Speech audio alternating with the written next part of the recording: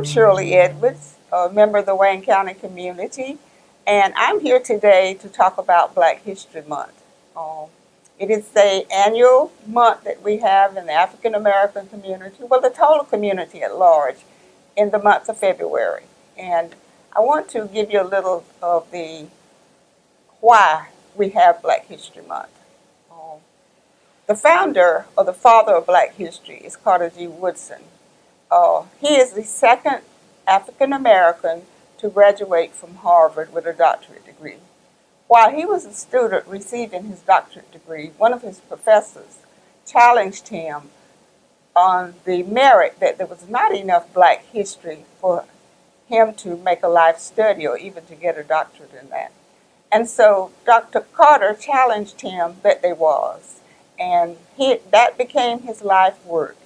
And from that, he established the National Negro History, Black History and Life of the Black person. And he formed a group with all his associates, and he spent the remainder of his life studying the history of the African American, or what we call back in the 1900s, the Black person. His work and study was quite different from Dr.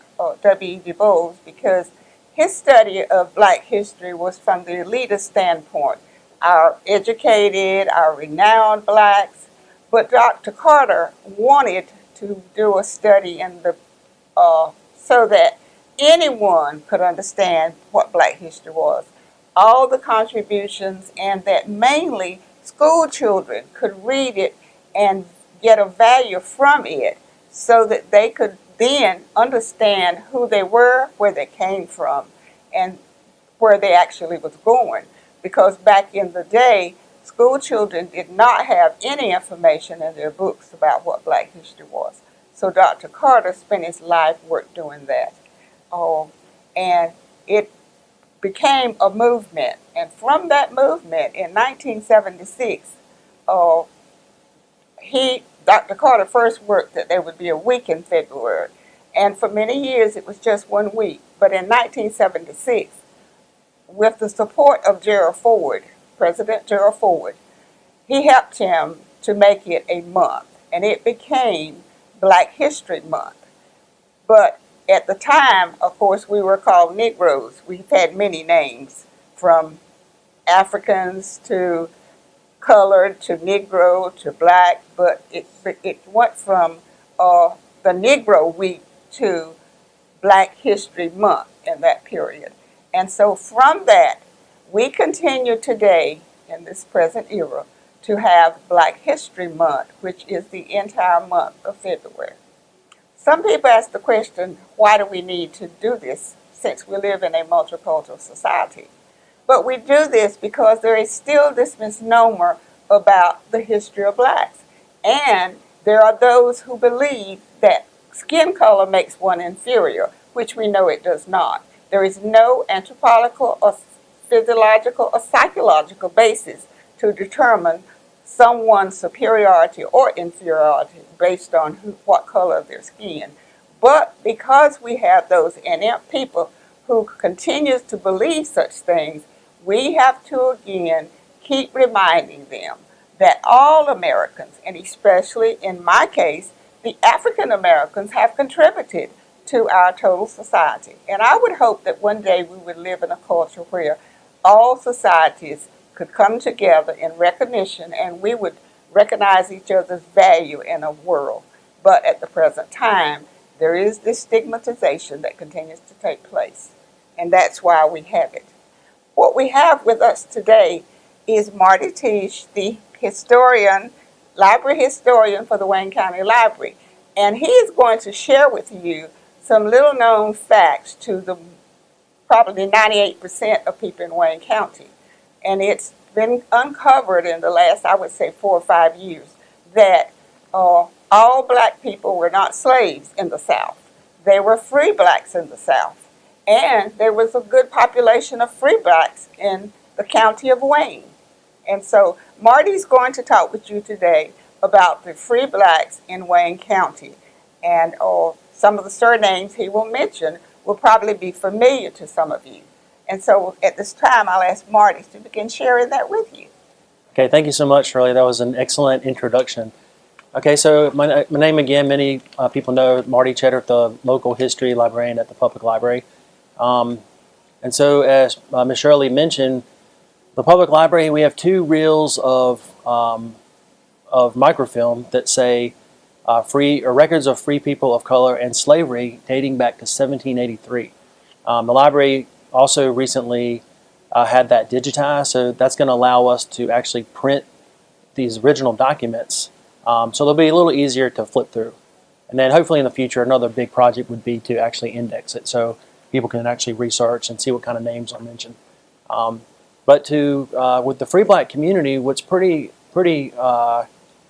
really interesting that most people have no idea about this for Wayne County is that on the eve of the Civil War, in 1860, there are over 700 free blacks, which is pretty remarkable. I mean, it'd be easy for most people to think that anyone before the Civil War, a black person would have been a slave, but that's not the case. That's from census data. So there would have been free people in Goldsboro. Goldsboro is a very important town at this time, railroad town. It, of course, plays well or important during the Civil War. But it's in a town that's emerging, and through the railroad are attracting all these different cultures. There's also, so Goldsboro had free people, and then there were a community of free people in the Dudley area, so Yes. The southern part of the Neuse, south of the Neuse, I guess. And then there was another pocket in Eureka, which is northeast of Fremont, which is close to the Wilson County line. So anyway, on Tuesday, February 6th at 7 o'clock at the public library, we have a real exciting speaker we're really looking forward to, Lisa Henderson. Lisa grew up in Wilson. She's an attorney. She actually went to Harvard Law School, and she lives in Atlanta. She grew up in Wilson, but she had done research with family connections to these communities of free people in Eureka and in the Dudley area. Also, she also wrote after law school, she actually earned a master's degree from Columbia in New York, and she wrote her thesis on the involuntary involuntary apprenticeship of free people of color in Wayne County that went through 1860. So using these original primary source documents, which is pretty incredible. But the free Marty, names. can you talk a little bit about the background of some of these free blacks in Wayne County early? Something about them, some in depth about the backgrounds. I know a little about the group that was in Dudley, but the Eureka group of free blacks, what life was like for them and these kind of things. That I know bits and pieces, but that's definitely. And I've read some about that time frame, but Lisa is definitely more her expertise. But I know that we have talked about it some in our conversations, what life was like for them. And Marty and I have also talked about the fact that for the average person, they do not know that some of the free blacks were slaveholders. But that's correct. I mean, it's really interesting. There were some free blacks actually owned slaves. There were free blacks married to slaves. Sometimes they would have the opportunity to purchase, freedom, and sometimes be able to purchase freedom for the family members. I read a book recently that's more focused on that in New Bern, but New Bern's close enough. That definitely happened here as well. Some of the names that she's researched, Lisa, that had reference to free people of color are Artis, Reed, Seabury, Hagens, the Simmons family, Wynn, and Greenleaf. Those are the kind of main families. Greenfield. Greenfield. Yes, excuse Greenfield. me. Yeah, sorry. Yeah, Greenfield. And so there's pockets of people that's still from these communities. So that's pretty exciting. I will share actually this is a pretty neat story. A couple weeks ago, a lot of people know Nikki Artis, who's a policeman for the city. Goldsboro Police Department. Yeah, city of Goldsboro, correct. He actually came. He works in the library often, and he came by and we were talking. He wanted to look up the obituary of his grandfather. He remembered him. He was a real little kid. So we looked online, found it, and then we happened to find his last name's Artist, and we found an Artist family tree. And so from there, we found his grandfather. He definitely knew his grandfather's name. From there, it listed his grandfather's father, and then from there, it listed the great-grandfather. And so this would have been Nikki's second great-grandfather, I guess. And we found in 1850 he was a free man. And Nikki never knew that, and that was real exciting. That's real empowering to be able to learn something like that. And that kind of information, it gets you excited, and you want to learn more about what they learned or owned and who was in their family. And that was just something we came across. I think the moral of that story is that there's a lot of history out there, and that's why we continue to encourage people to study your family history. There are ways and sites you can go on, and Marty is at the library, and he helps a lot of people with their genealogy. But there's so much that we don't know about our background and our past and who we are.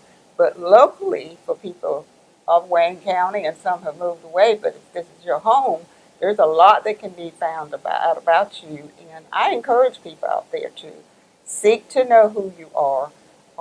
It's exciting, it's fulfilling, and it's your responsibility to know who you are, because we are carriers of generational information. And if we do not do that, then we allow the young people not to know their history or where they came from. And that, in turn, keeps them from growing into who they really are. Because today, many young people, not just African American young people, are sort of lost as to where they came from and who their family was. And so I encourage people out there to learn your family history. Come to the library and other sources that are out there, because it can be rewarding to you. And the final thing is to do is, when you have elders in your family, talk to those elders and get them to tell you stories of things that they know about their history. As a young girl, that's what I did with my elders. I talked to them. And that's why I know about my history, because I listened to them. And that listening is not taking place. And we are losing a lot of information. I mean, I know that for myself, I talked to my elders, but I discovered a couple of weeks ago there were some questions that I wanted to ask them that I'd forgotten. And they're gone, and now I cannot ask them. So we don't want to lose what's of value to us and who we are. Everybody wants to know who they are. I thank you for watching us today, and we will be back with our second program in this segment of the 4 programs on next week. Thank you.